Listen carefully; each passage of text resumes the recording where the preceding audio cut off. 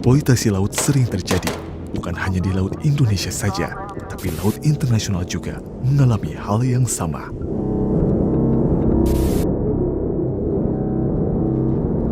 Bagaimana Indonesia dan internasional mengatur kebijakan dalam memerangi hal ini?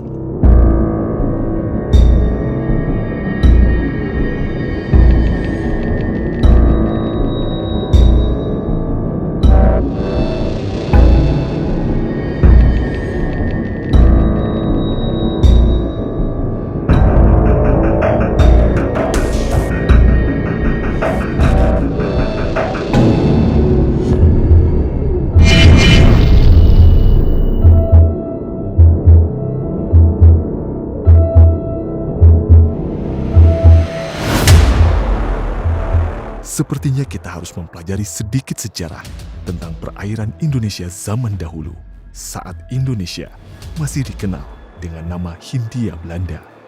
Kita bisa melihat sejarah bahwa dulu Indonesia yang masih dikenal dengan nama Hindia Belanda pernah menjadi eksportir terbesar kedua di dunia setelah Norwegia saat itu. Bagan si api-api dengan kekayaan sumber daya perikanannya berhasil melakukan produksi perikanan yang sangat besar. Dan kemudian terjadi overeksploitasi sampai akhirnya mengakibatkan pendangkalan sungai.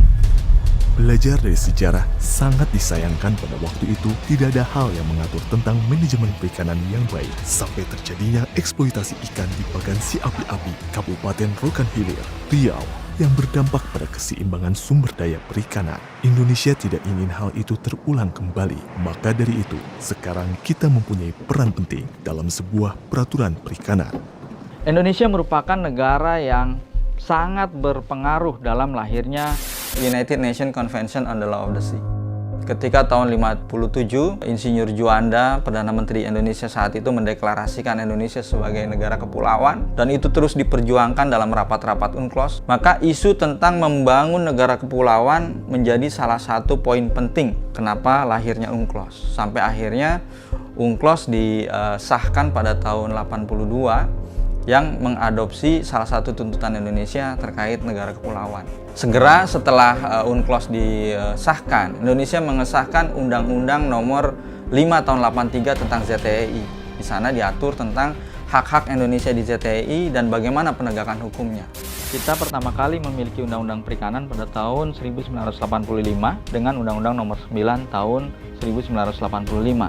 Memang belum sempurna, tapi prinsip-prinsip pengelolaan perikanan untuk mencegah IUU fishing sudah diatur. Sehingga kemudian Presiden kita saat itu, Kiai Haji Abdurrahman Wahid, menghendaki dibentuknya satu departemen yang khusus mengurus bidang kelautan dan perikanan. Pada tahun 1999 dibentuklah Departemen Eksplorasi Laut dan sekarang menjadi Kementerian Kelautan dan Perikanan. Pemberantasan terhadap IUU fishing semakin gencar dilaksanakan. Hal itu ditandai dengan dibentuknya Peraturan Perundang-undangan Nomor 31 Tahun 2004 tentang perikanan. Dalam Undang-Undang Perikanan ini diatur mulai dari pengawasan, penyidikan, kemudian juga dibentuk Jaksa Penuntut Umum yang khusus untuk melakukan penuntutan di bidang perikanan. Dan yang paling signifikan adalah dibentuknya peradilan yang khusus untuk memeriksa dan memutus tindak pidana perikanan. Kemudian pada tahun 2009, Kementerian Kelautan dan Perikanan semakin memperkuat dengan Undang-Undang Nomor 45 Tahun 2009 yang mengubah beberapa pasal dalam Undang-Undang Nomor 31 Tahun 2004. Penguatan pengawasan dilakukan salah satunya dengan menambah kewenangan bagi pengawas perikanan atau PPNS perikanan untuk melakukan tindakan khusus terhadap kapal pelaku illegal fishing yang mencoba melawan dan membahayakan petugas di lapangan, yaitu dengan kewenangan untuk melakukan pembakaran atau penenggelaman terhadap kapal-kapal yang melawan tersebut. Selain itu juga diatur secara komprehensif tentang pemanfaatan kapal-kapal perikanan yang disita ataupun yang telah menjadi barang rampasan negara. Jadi kapal-kapal perikanan tersebut dapat dihibahkan, dapat dijual lelang, ataupun dapat dimusnahkan. Dan terakhir, penegakan hukum terhadap IUU Fishing ini kembali diperkuat lagi dengan Undang-Undang Cipta Kerja yang diatur alternatif sanksi terhadap pelaku IUU Fishing, yaitu dengan pengenaan sanksi administratif. Bisa dikatakan saat ini Indonesia memiliki peraturan perundang-undangan untuk memberantas IUU Fishing sangat komprehensif dan bisa dibilang progresif dibandingkan negara-negara yang lain. IUU Fishing menjadi isu penting dalam pengaturan manajemen perikanan yang baik. Hal ini tidak hanya dihadapi oleh Indonesia saja, tapi dalam skala internasional juga. Dạ, do nhiều những ghe mà bên Việt Nam muốn qua Thái đánh bắt cá đem hải sản về cho mình. Dạ, biển Việt Nam hiện bây giờ là cá mắm càng ngày càng ít. Dạ, do ghe khai thác quá mức độ. Dạ. Kata IUU Fishing sendiri terdiri dari illegal, unreported, dan unregulated fishing. Illegal fishing, penangkapan ikan di yurisdiksi negara yang bertentangan dengan peraturan negara itu, atau penangkapan ikan di yurisdiksi RFMO yang bertentangan dengan ketentuan RFMO. Unreported, kegiatan penangkapan ikan yang tidak dilaporkan atau dilaporkan secara tidak benar. Unregulated, penangkapan ikan di lokasi atau terhadap spesies yang belum diatur ketentuan konservasinya, di mana hal tersebut bertentangan dengan tanggung jawab negara berdasarkan ketentuan internasional, atau penangkapan ikan di yurisdiksi RFMO oleh negara yang bukan anggota RFMO atau oleh kapal yang tidak berbendera.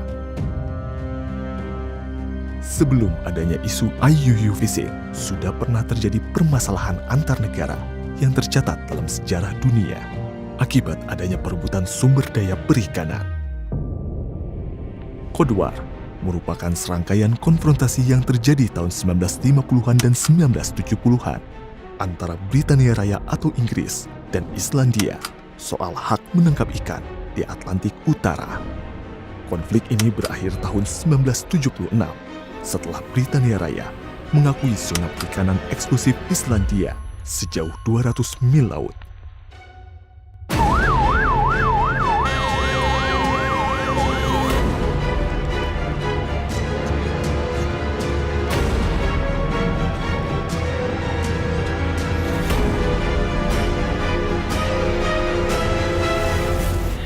Dalam konteks peningkatan kelembagaan, tentunya kita sangat perlu kita tingkatkan. Sejauh ini, sesuai dengan potensi kerawanan yang ada, kita ketahui memiliki potensi cukup besar terjadinya IUU Fishing. Nah, tentunya kita melihat kelembagaan yang ada, kemudian tentunya dibarengi juga dengan peningkatan kapasitas dan kompetensi SDM.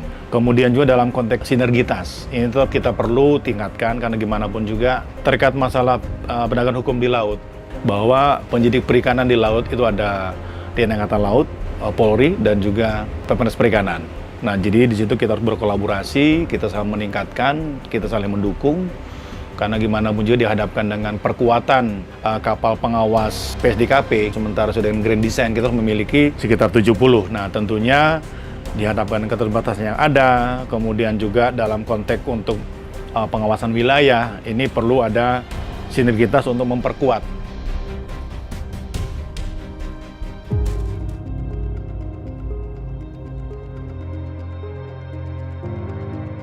Modus operandi yang dilakukan oleh kapal asing terutama, mereka yang jelas melakukan operasi dengan cara-cara yang tidak ramah lingkungan, baik menggunakan trol, mungkin menggunakan bom, sehingga mencuri dan membawa ke negaranya. Artinya pure mereka itu benar-benar melakukan pencuriannya itu sistematis gitu ya. Modusnya jelas, melakukan dengan pola-pola yang tidak legal. Nah, ini juga sebetulnya dilakukan juga illegal fishing itu bukan oleh kapal asing saja. Kapal Indonesia ada juga. Karena apa? Dia tidak berizin menggunakan alat tangkap yang tidak ramah lingkungan tadi. Nah, ini menjadi perhatian kita semua bahwa illegal fishing ini kalau kita sendiri, nelayan kita sendiri tidak kita arahkan, maka tidak mustahil ke depan kita juga akan menjadi negara seperti negara tetangga kita. kita akan menjadi pelaku illegal fishing. Karena apa? Kerusakan itu akan terus berlanjut dengan alat tangkap yang tidak ramah lingkungan tadi. IUU fishing menjadi permasalahan yang sangat serius yang berdampak pada banyak aspek, dan salah satu yang paling terdampak adalah ekologi yang akan dirasakan akibat hal ini. Tujuan tentang ekologi itu artinya bahwa sumber daya ikannya itu bisa lestari, bisa dimanfaatkan seterusnya gitu. Nah, namun jangan salah bisa berimpak pada sumber daya ikannya tadi yang kemudian turun gitu. Dan itu bisa dilihat dari data KKP sendiri juga tentang status sumber daya ikan di wilayah pengolahan perikanan yang beberapa lokasi dan juga komoditas perikanan masih kategorinya merah atau overfishing. Bahkan, menurut PBB, IUU fishing dikategorikan sebagai salah satu dari 7 kejahatan maritim di dunia. Di antaranya yaitu pembajakan, terorisme, perdagangan orang, kerusakan lingkungan, maupun narkotika. Kami lakukan kemarin operasi di wilayah Toli-Toli terutama, yang kami bawa ke Gorontalo. Ada nelayan lokal yang menggunakan narkoba. Bayangkan, satu kapal 24 ABK, 18 menggunakan narkoba. Ini sudah penyebaran yang luar biasa di nelayan sendiri ya, narkoba sudah masuk ke situ. Jadi justru ada indikasi sekarang itu kapal-kapal ikan maupun ikan sendiri itu digunakan untuk penyelundupan narkoba.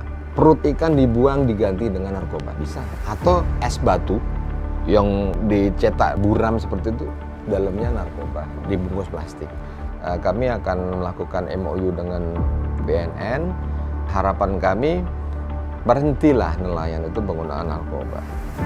Ditjen PSDKP sering mendapatkan pelaku IUU fishing di zona ekonomi eksklusif Indonesia. Daerah yang rawan kapal ilegal dari asing itu ada di Selat Malaka nih, 571. Di sini banyak kapal-kapal dari Malaysia maupun Myanmar yang sering kami lakukan penangkapan di sini. Selanjutnya di 711 di Natuna. Nah, di sinilah kapal-kapal Vietnam. Ada juga kapal-kapal dari China, tapi mereka di sini hanya melakukan show of force saja. Selanjutnya untuk di Laut Sulawesi Utara, di sini ada 716. Di sinilah kapal-kapal dari Filipina terutama. Mereka bergerak sampai ke Pasifik. Karena apa? Ini wilayah di atasnya Biak ini, teman-teman. Kami juga operasi di sana dan beberapa kali kami menangkap kapal-kapal pelaku illegal fishing dari Filipina. Selanjutnya yang rawan adalah 718. 718 ini di Laut Arafura. Kenapa rawan? Karena di sini berbatasan dengan Papua Nugini. Nah, mereka biasanya melakukan hit and run. Begitu ngambil di Arafura, langsung cepat dia masuk ke Papua Nugini.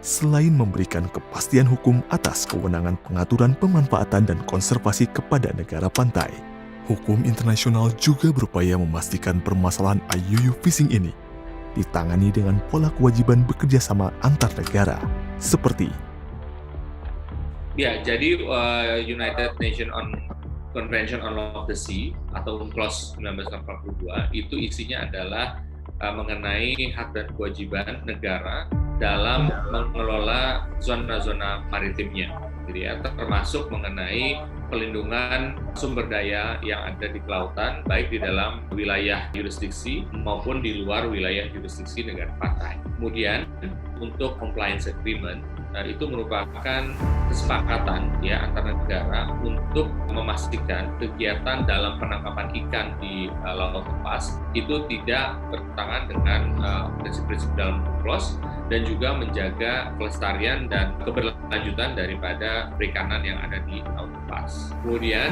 United Nations on Fish Stock Agreement ya itu lebih khusus untuk memastikan hak dan kewajiban negara ya dalam pemanfaatan sumber daya perikanan, khususnya mengenai stok ikan yang bermigrasi jauh. Nah, sedangkan untuk International Plan of Action on IUU Fishing ya itu merupakan sebuah kesepakatan yang tidak mengikat ya, yang merupakan deklarasi dari negara-negara untuk mewujudkan usaha-usaha dari negara masing-masing untuk memastikan dalam memberantas kegiatan yang dalam kategori IUU Fishing. Sedangkan PSMA Agreement atau Port State Measures Agreement ini adalah kesepakatan dari negara untuk memastikan dan memaksimalkan peran daripada pelabuhan untuk memerangi IUU Fishing. Karena peran pelabuhan begitu signifikan untuk memastikan tidak ada pelaku illegal fishing atau lebih umumnya IUU Fishing dalam mendaratkan hasil tangkapannya maupun dalam memproses hasil perikanan lain.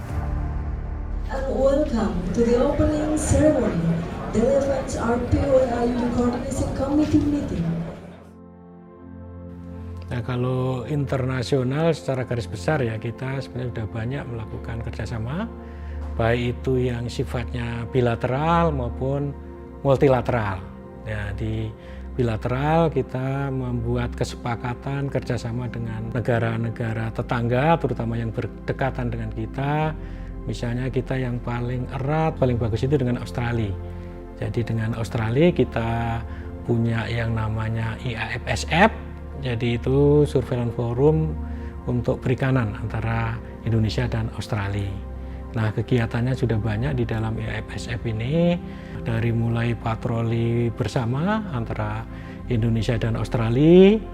Jadi ini salah satu bentuk kerjasama bilateral. Sedangkan dari sisi multilateral tentu kita dengan negara-negara ASEAN, di bawah ASEAN kita juga selalu mengajak negara-negara di sekitaran kita untuk penangkapan ikan bertanggung jawab. Termasuk kita saat ini Indonesia menjadi sekretariat RPOA, sebuah organisasi non-binding yang kegiatannya bagaimana kita mengkampanyekan praktek-praktek penangkapan ikan bertanggung jawab, kemudian juga mengkampanyekan bagaimana memerangi IUU Fishing di kawasan. Jadi saat ini anggotanya 11 negara. Jadi di samping itu juga kita aktif di RFMO, jadi organisasi regional juga untuk pengelolaan perikanan. Ditangani dengan pola kewajiban bekerja sama antar negara, seperti RPOA IUU yang telah berdiri sejak tahun 2007 dan memiliki 11 negara anggota, yaitu Indonesia, Malaysia, Singapura, Brunei Darussalam, Timur Leste, Papua Nugini, Australia, Filipina, Kamboja, Vietnam, Thailand.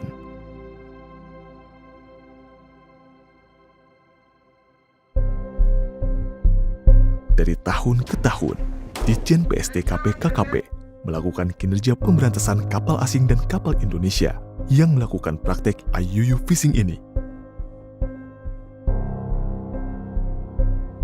Selain strategi pengawasan dan penguatan armada yang dilakukan KKP, sektor masyarakat juga memiliki peran penting dalam pengawasan sumber daya perikanan itu sendiri. Ya, kalau strategi pengawasan yang tentu yang kita terapkan dua tujuan utama. Pertama, bagaimana sumber daya alam kita, dalam hal ini perikanan, sustain. Yang kedua, kalau dia termanfaatkan, harus meningkatkan kesejahteraan masyarakat. Dua hal inilah maka kita membuat suatu pengelolaan yang diatur dalam berbagai aturan regulasi. Dan pengawas perikanan memastikan bahwasannya saudara-saudara kita nelayan dan pelaku usaha itu taat terhadap rule of game yang sudah kita buat dengan tujuan tadi. Itu penting. Nah, upaya ini apa yang harus kita lakukan? Tentu setidaknya ada 3 strategi pendekatan yang dilakukan oleh PSDKP. Pertama, kita coba pendekatannya dengan preemptif, dengan cara tadi edukasi, sosialisasi, kita akan terus berupayakan. Ya. Yang kedua, kita preventif, ya, armada-armada kita baik itu di pusat maupun di daerah kita dorong untuk melakukan operasi-operasi rutin. Yang ketiga, ya pendekatan kita represif. Kalau sudah kita kasih tahu, kita ajarkan yang benar, masih juga terjadi pelanggaran, tentu law enforcement harus kita tegakkan. Nah, Pokosmas ini kan kelompok masyarakat pengawas secara voluntary, kemudian melakukan pengawasan di lokasi wilayahnya dia. Nah, ini perlu didorong dan kemudian dikuatkan karena dengan luasnya wilayah kita, itu akan menjadi tantangan untuk pengawasan. yang menjadi perhatian itu ketika kita sendiri tidak bisa menyentuh ke masyarakat pelaku illegal fishing. Contohnya di tempat-tempat pelaku bom. Mereka ketika kita mendekat saja sudah melakukan antisipasi luar biasa.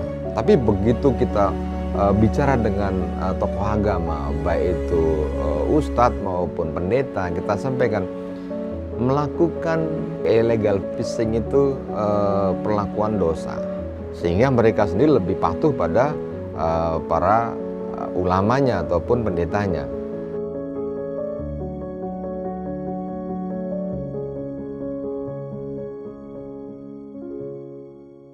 Pada dasarnya saya sebagai Direktur Jenderal Pengawasan Sumber Daya dan Perikanan sangat berkomitmen sesuai dengan petunjuk dan arahan daripada Menteri Kelautan Perikanan bahwa zero tolerance, tidak ada pengecualian, tidak ada alasan apapun IUU fishing harus kita perangi, termasuk destructive fishing, karena gimana pun juga itu merusak, itu akan berimbas atau berdampak kepada anak cucu kita ke depan. Jadi tetap dalam konteks keberlanjutan sumber daya perikanan terus kita jaga.